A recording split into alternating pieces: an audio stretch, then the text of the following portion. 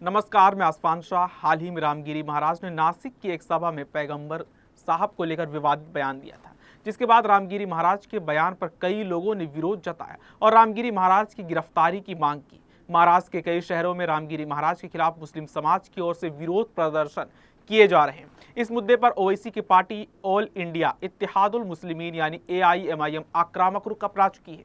AIMIM के महाराष्ट्र प्रदेश अध्यक्ष इम्तियाज जलील और विधायक वारिस पठान लगातार रामगिरी महाराज और BJP विधायक नितेश राणे के भड़काऊ बयानों के खिलाफ हमलावर है।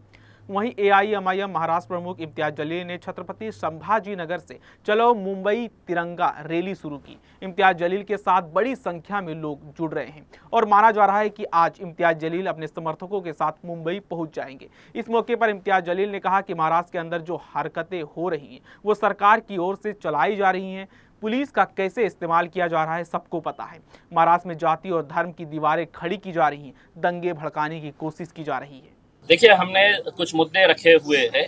उन मुद्दों के अंदर हम ये चाहते हैं कि देश के अंदर कुछ ऐसा कानून बने कि जहां पर कोई भी किसी भी जात धर्म या उस धर्म के जो महापुरुष है उनके बारे में कोई भी किसी तरह की बयानबाजी नहीं होनी चाहिए, और अगर होती है तो सख्त कानून इसके ऊपर होना चाहिए।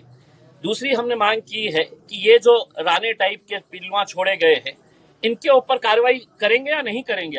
आप ये समझ रहे हैं कि सिर्फ जबान उसके मुंह में है और हम गूंगे मुक्के और बहरे हैं, हम कुछ बोल नहीं सकते हैं करके। बोलना हमें भी आता है, लेकिन हमारी संस्कृति, हमारी तहजीब और हमारा मजहब इसकी इजाजत नहीं देता है कि हम किसी दूसरे मजहब के बारे में, दूसरे धर्म के बारे में हम इस तरह की बयानबाजी करें।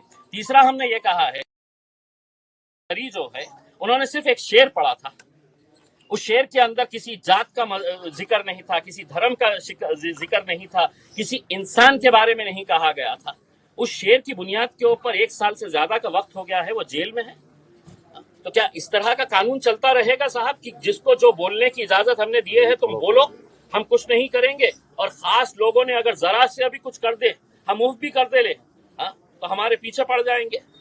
और वो खुलेआम नंगा नाच कर रहे हैं, उसके ऊपर कोई कार्रवाई नहीं करेंगे तो हम चले हैं मुंबई की तरफ। जाके तो संविधान देंगे, उन्हें याद दिलाएंगे कि साहब इससे कब देश चलेगा। कहां से लोग आपकी इस रैली में तब मुझे नहीं पता है, लेकिन मैंने पहली मर्तबा ये कहा था कि महाराष्ट्र के इतिहास के अंदर इतनी बड़ी रैली नहीं होगी करके। आप नासिक के बाद देखेंगे, मैं यकीन के साथ कह सकता हूँ कि हिंदुस्तान की तारीख के अंदर इतनी बड़ी रैली नहीं निकली होगी जो आज आपको देखने को मिली। आगे इम्तियाज जलील ने कहा कि मुसलमानों को मंच से धमकाया जा रहा है, क्या यह आपराधिक कृत्य नहीं है? क्या कार्रवाई नहीं की जानी चाहिए? इसलिए हमने मुंबई जाने का फैसला किया। उन्होंने आगे कहा कि हम वरिष्ठ पुलिस अधिकारियों से भी पूछने जा रहे हैं कि 60 FIR होने के बावजूद भी कोई कार्रवाई करने के लिए तैयार क्यों नहीं है।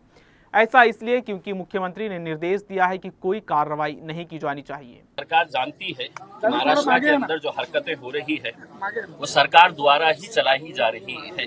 पुलिस का कैसे इस्तेमाल किया जा रहा है, बहुत दुर्भाग्य के साथ ये कहना पड़ रहा है।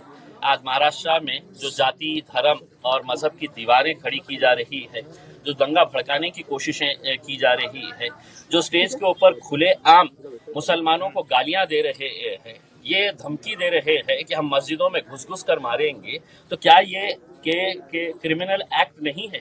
क्या इसके ऊपर कार्रवाई नहीं होनी चाहिए? नहीं हो रही है।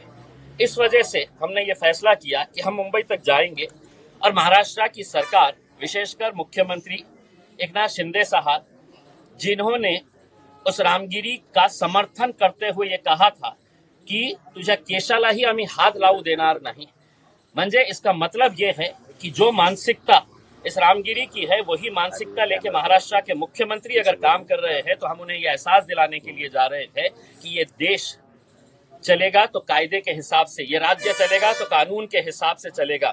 यहाँ पर आप संविधान के हिसाब से कार्य करिएगा, उसमें इस तरीके से किसी एक जाति, एक धर्म के हिसाब से काम मत करिएगा। साथ ही साथ हम पुलिस के वरिष्ठ अधिकारियों को भी ये बताने के लिए जा रहे हैं, महाराष्ट्र का इतिहास रहा है, एक से एक फाइनेस्ट ऑफिसर्स हमने पुलिस ऑफिसर्स महाराष्ट्र के अंदर देखे हैं।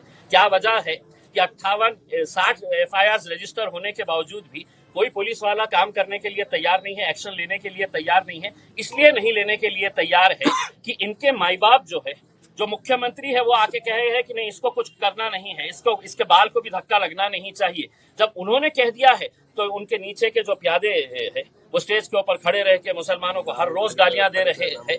तो हम सिर्फ अकेले मुसलमान जा रहे हैं ऐसा नहीं है। मैं आपको ये बताऊं कि हमारे हिंदू समाज के एक हमारे भाई और बहन ने उन्होंने 100 गाड़ियां इसके अंदर शामिल कराए हैं, अपने पैसों से उन्होंने 100 गाड़ियां इसके अंदर शामिल करवाए हैं। और सिर्फ उन्होंने ये कहकर करवाए हैं कि महाराष्ट्र के अंदर जो चल रहा है वो कायदे कानून संविधान के हिसाब से नहीं चल रहा है। आपने जो पहल की है हम आपके साथ। वहीं एआईएमआईएम विधायक वारिस पठान ने नितेश राणे पर हमला करते हुए कहा कि हर रोज ये लोग गलत बयानबाजी करते हैं। मैं पहले भी कह चुका हूं कि बीजेपी महाराष्ट्र विधानसभा चुनाव से पहले माहौल खराब करना चाहती है। वातावरण खराब करने की कोशिश की जा रही है सरकार द्वारा।